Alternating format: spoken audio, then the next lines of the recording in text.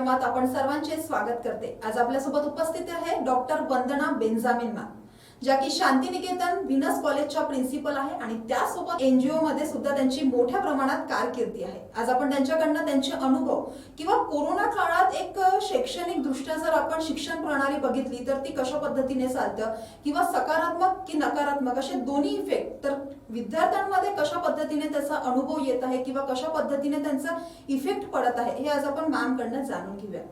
नमस्कार मैम, शंखनाच्या विशेष कार्यक्रमात आपले स्वागत है। नमस्कार नेहा।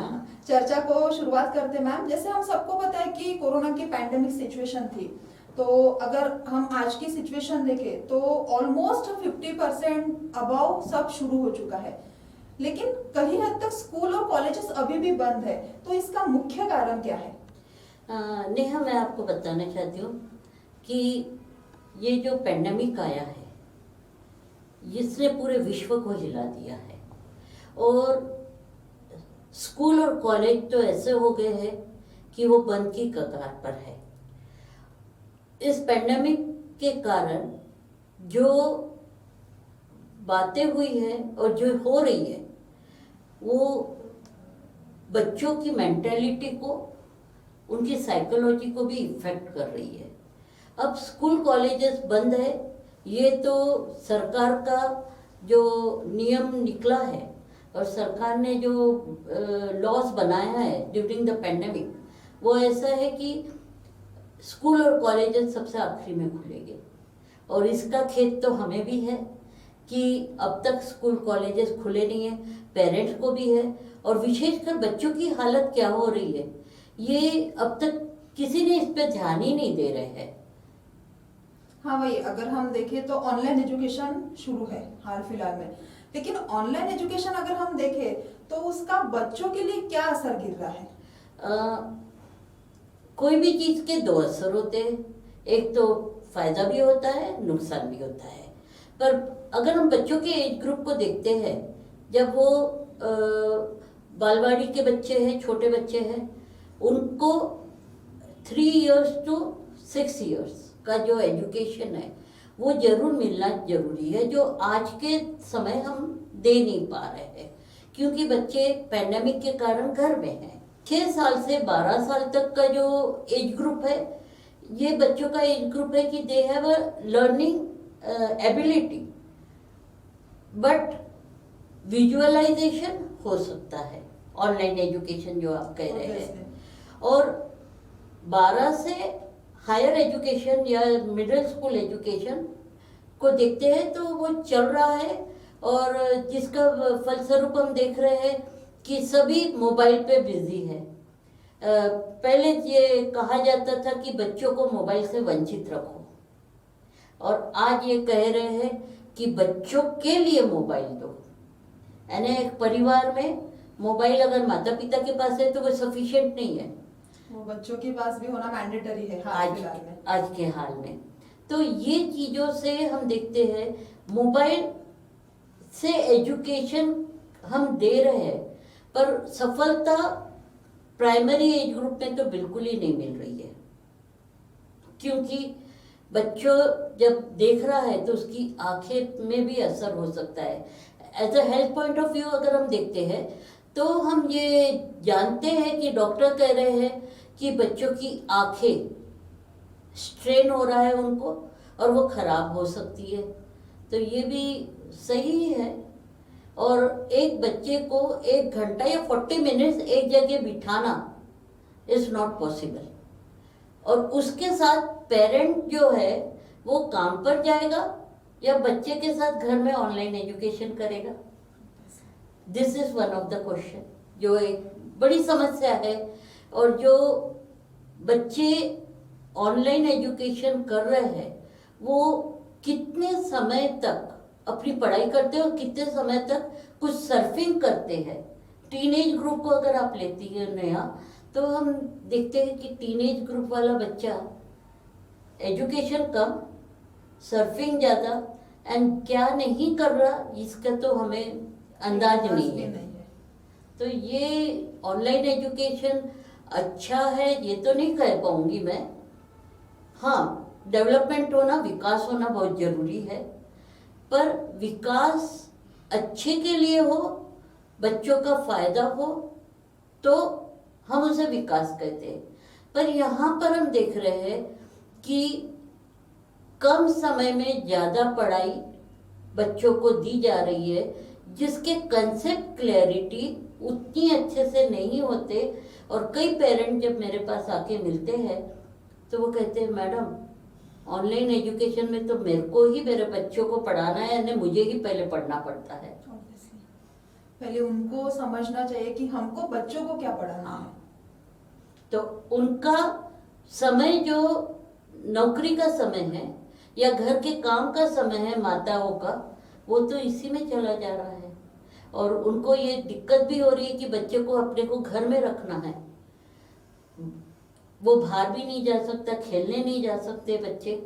तो एक इंडिविजुअल चाइल्ड जो है वो अकेला रह रहा है घर पे, तो उसका ओवरऑल डेवलपमेंट नहीं हो रहा है।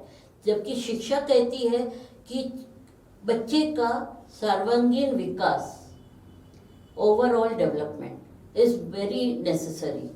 अब वो घर में 4 लोग को देखता है, मम्मी पापा भाई बहन, ऐसे, बिकॉज हम न्यूक्लियर फैमिली में हैं और न्यूक्लियर फैमिली में यही पाया जाता है। तो इंट्रोवर्ट भी हो रहे हैं बच्चे। बाहर जाकर लेके जाओ छोटे बच्चों को तो वो रोते हैं, बिकॉज उन्हें 4 के अलावा किसी को नहीं देखा। वो कंफर्ट जोन में रहते हैं। यस, एंड इनसिक्योर बन जाते हैं। तो ये भी एक समस्या आज के दिनों में हम देख रहे हैं कि पैंडेमिक ने ये एक बातों को खड़ा किया है।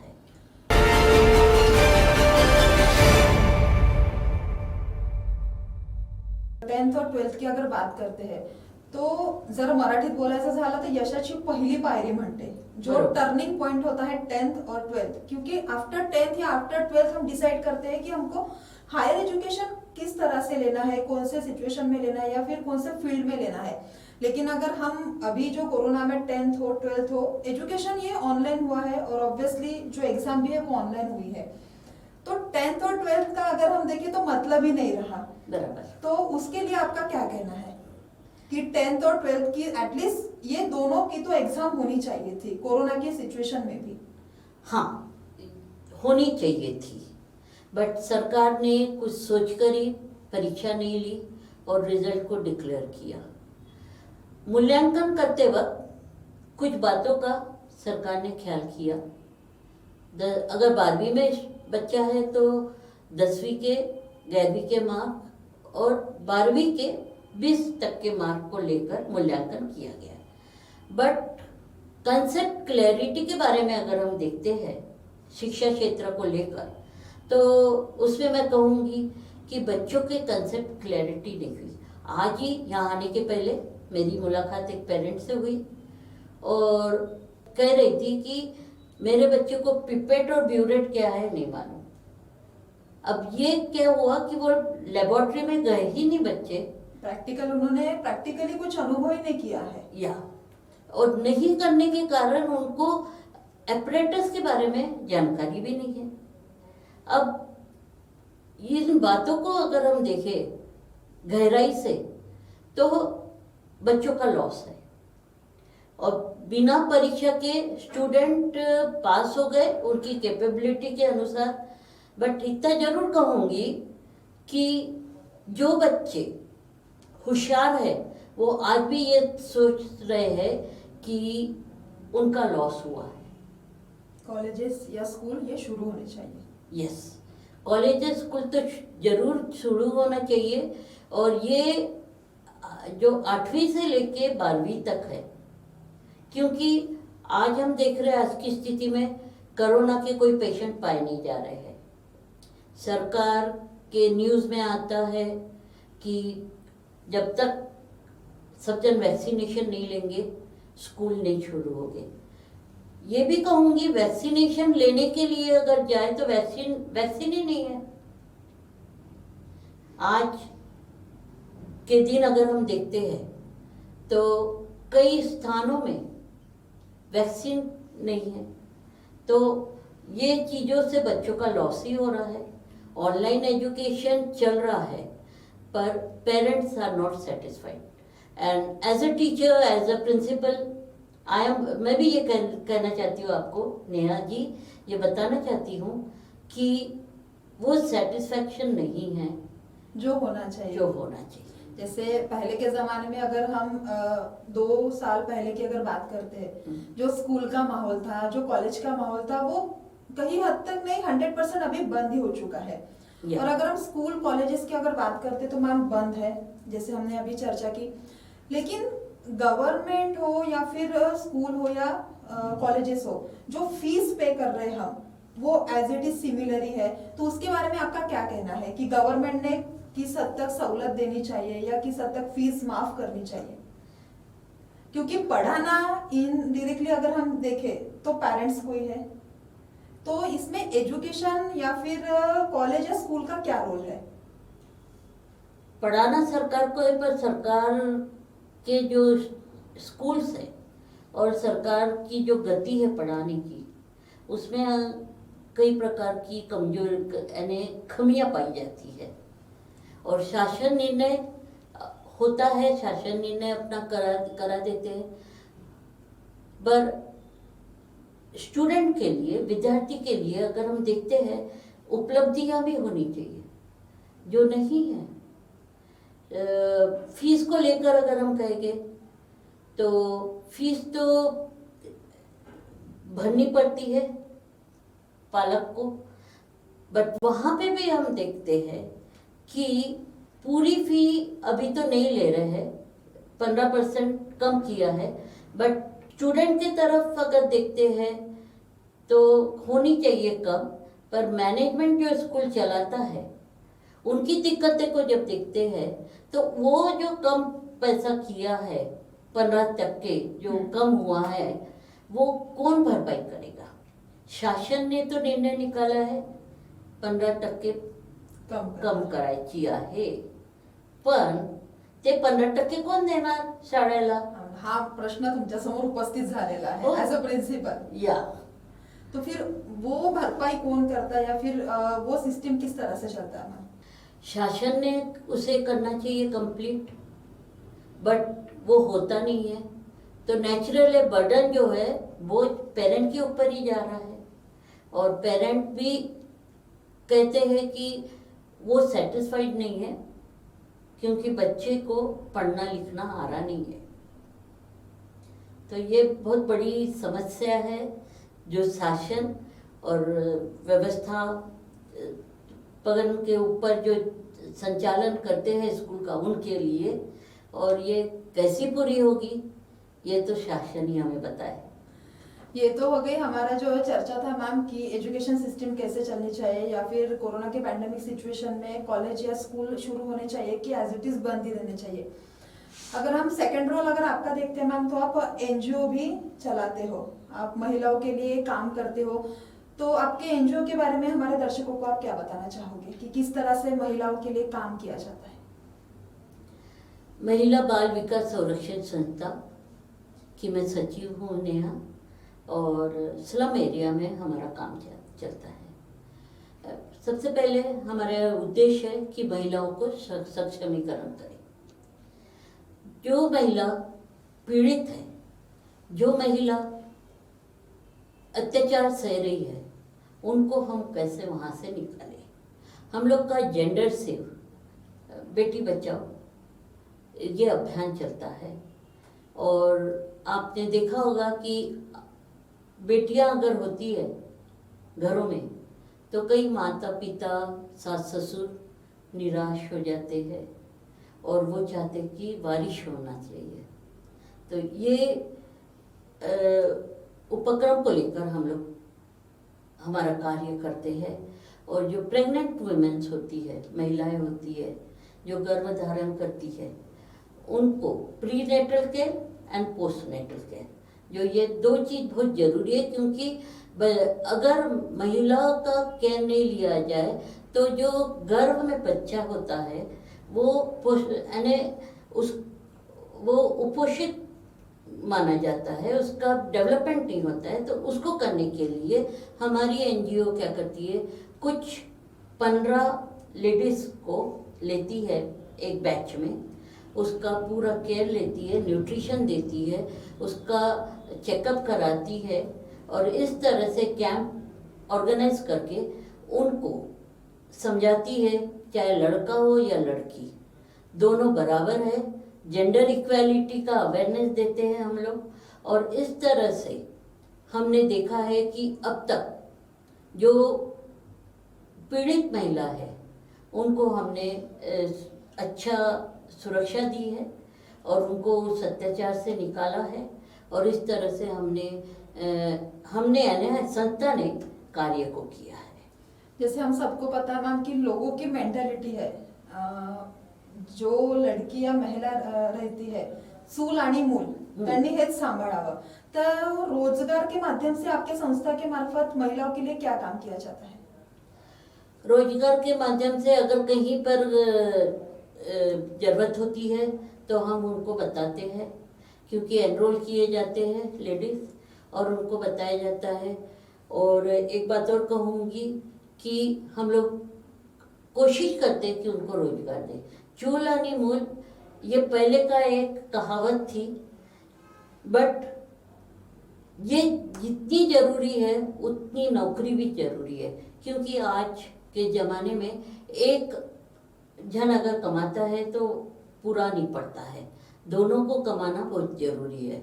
और हर एक महिला अपने आप में संपूर्ण होनी चाहिए, तो उनका शिक्षा का और उनका नौकरी का जहाँ तक हो सके हम उनको अवेयरनेस भी देते हैं और उनको उपलब्धियाँ भी करके देते हैं। कई एनजीओ से हम मिलते हैं, कई लोगों से मिलते हैं और इसके बारे में हम चर्चा करके उनको बताते हैं और हमारी जो बहनें हैं उनको हम वहाँ पे प्रोवाइड करते हैं। महिला सक्षमीकरण के बारे में आप हमारे दर्शकों को क्या बताना चाहोगे मैम? महिला सक्षमीकरण के बारे में कि एवरी वुमेन, हर महिला अपने में पूर्ण होती है, पर समाज उसे कम आंकता है। आज के युग में हर महिला को प्रबल होना चाहिए और पूरे फील्ड में जो भी क्षेत्र है वो क्षेत्र में वो आगे ही है। गर्व से कहती हूँ कि जब मेरिट का रिजल्ट आता है तो ज़्यादा महिलाएं ही आगे रहती है और ये पूरा श्रेय हम देखते हैं कि जो भी संस्था महिलाओं के लिए काम करती है वो ये देखती है कि हर महिला, हर बच्ची जो घर में होती है, पैदा होती है, वो आगे चल के शिक्षित होए और कुछ ना कुछ करे। तो एक महिला ही महिला को उत्थान कर सकती है, उसको बढ़ा सकती है।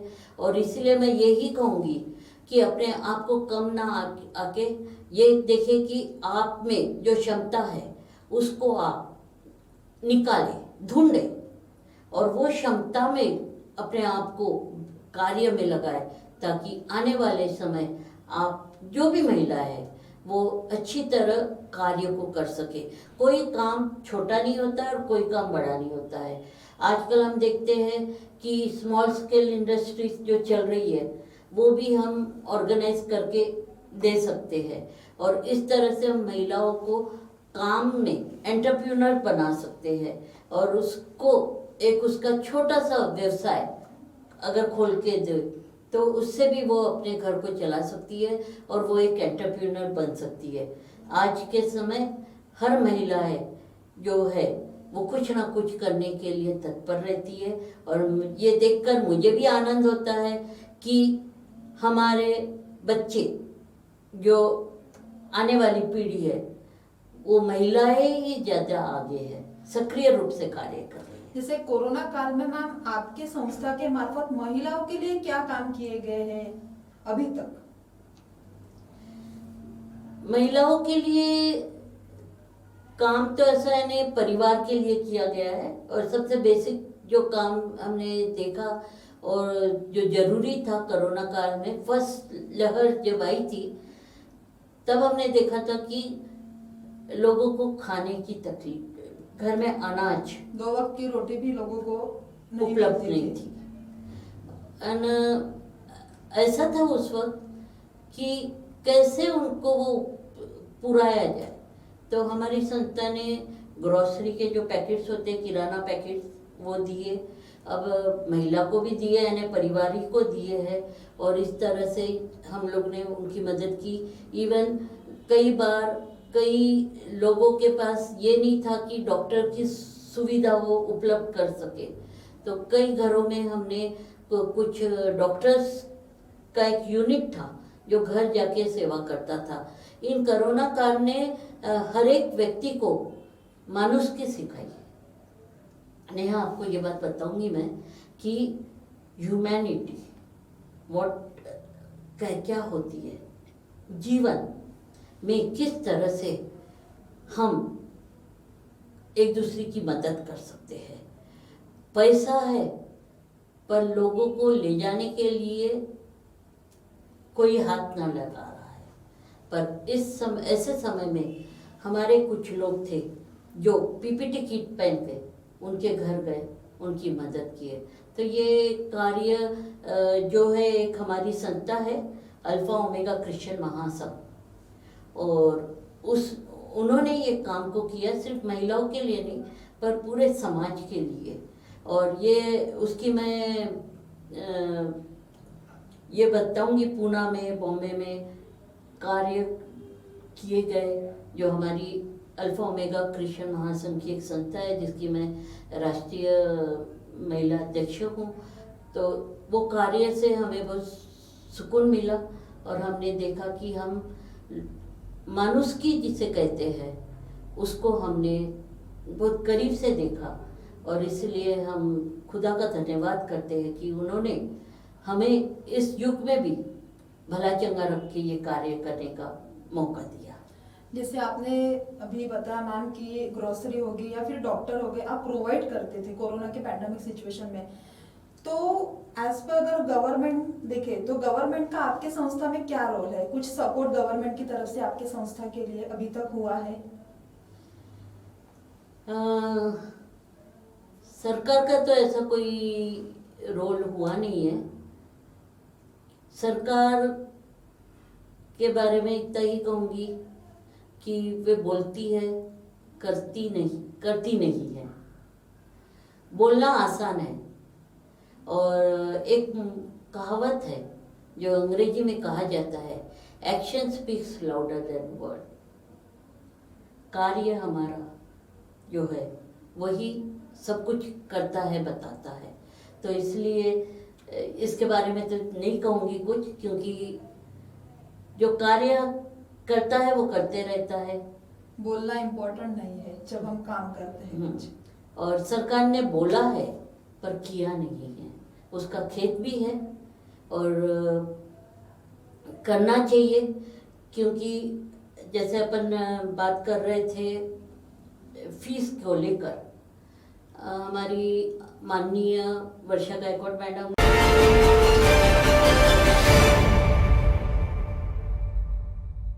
ने ये कहा है कि फीस भरना नहीं,